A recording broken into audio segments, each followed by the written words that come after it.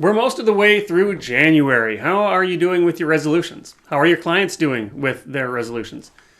If your clients are like most people, and most people are like most people, they might have fallen off track a little bit. Procrastination might have gotten the best of them.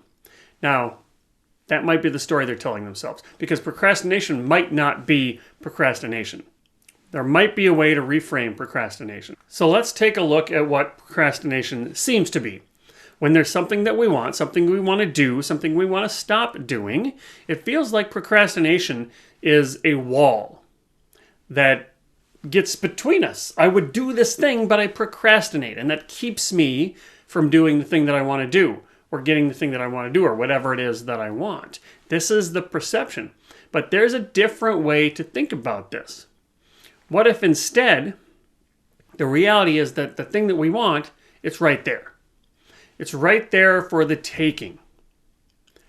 Easy, right? Except there's something else that we also want. This is ambivalence. So sometimes procrastination is nothing more than ambivalence. And ambivalence is simultaneously wanting two or more things.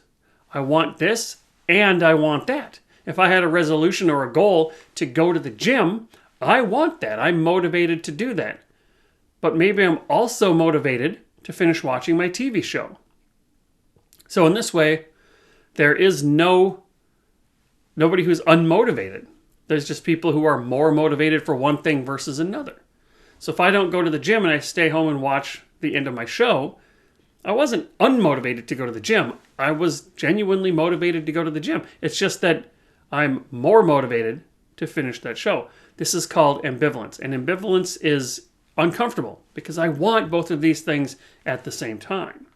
And status quo bias means that I'm probably going to do the easier thing. Now, what I want to do is normalize ambivalence. Ambivalence is part of this bigger picture of the human condition.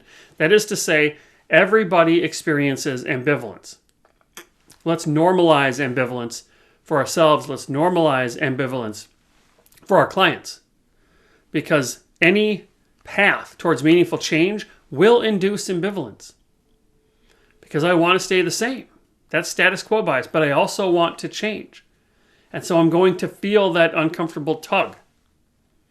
And so when people are ambivalent, when your clients are ambivalent, you've given them advice and they're not doing it. They're not lazy. It's just that knowing what to do isn't enough. They already know that they're supposed to go to the gym or they're supposed to cut out sugar or whatever it happens to be.